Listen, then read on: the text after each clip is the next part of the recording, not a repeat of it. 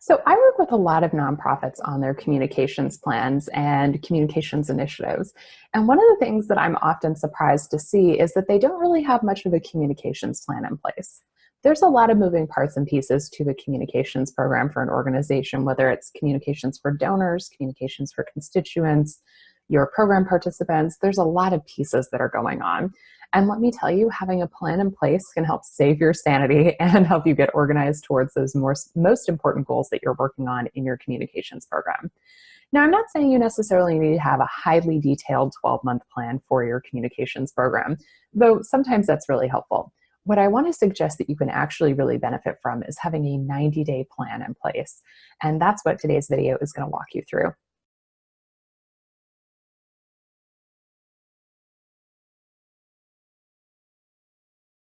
My name is Vanessa Chase Lokshin. I'm the president of the Storytelling Nonprofit, a consulting and training company that works with nonprofits to help them tell stories that raise money and awareness. And one of the ways we do this is by helping organizations get their communications ducks in a row so that they can actually have the capacity and plan in place to tell those great stories. So I mentioned today's video is going to walk you through how to actually create that 90-day plan. So why just 90 days? That may seem like an odd amount of time, right? So as it turns out, 90 days is actually an ideal amount of time to do planning because it's predictable. You can kind of foresee what's going to happen in that quarter. And it also provides you with clarity and focus for a very short, manageable period of time. Whereas, 12 months, it's hard sometimes to predict what's going to happen. And, maybe in month 9, 10, 11, and 12 at the end of that plan, you don't know what's going to have shifted in your organization or in your communications program. And so it's more difficult to predict those things. 90 days is an ideal amount of time to plan. And even for organizations that have a 12-month plan, one of the things that I recommend is actually going through and creating a new 90-day plan every quarter to refocus those goals and make sure you're prioritizing the right things in your communications program.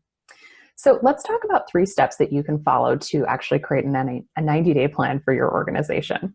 So step number 1 is to actually identify your goal for that 90 days. I find it's very helpful to think about what is one big goal we're working towards in this 90-day period.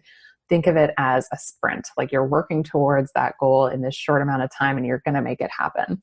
I think that's a really great way to think about it. This could be anything that helps your communications program. Maybe it's earning more earned media. Maybe it's increasing your online reach to some specific end. Maybe it's increasing your marketing efforts for new programs that you're about to roll out. Maybe it's starting some new donor communications initiatives. Whatever that is, it doesn't matter what the specific goal is. I just want to encourage you to pick one, make sure it's specific, and has some measurability to it so that you can track your progress towards it at the end of that 90 days. So step number 2 is to actually write out a list of 3 to 5 projects that can help you make progress towards this big goal. Now, I think this step is really important. A lot of times we will set big goals and then we're not really sure what we're going to do to work towards them. But since we've got this focused 90 days, what I want you to do is think about what are 3 to 5 smaller projects I could work on that will help me make progress towards that goal. So let's say you pick something like increasing your online reach by 10,000 people at the end of this 90-day increment. So you might list projects like testing out weekly Facebook Lives to see if you can increase your Facebook reach. You might do things like apply for and utilize a Google AdWords grant to increase your SEO and search engine optimization and also get more people coming to your website. You might do things like collaborate with other organizations to do cross-promotion or co-promotion of programs or services that you might be working on. There's a lot of different projects. So just brainstorm out a list, write those things down. Maybe you have more than 3 to 5. And if you do have a lot more project ideas, what I'd encourage you to then do is prioritize them. Think about which of these is going to be the fastest path to me getting to my goal, and which is going to require the least amount of resources from our team or organization. So you might want to just kind of do some cost-benefit analysis of what those projects are and which ones will be the most beneficial to your organization.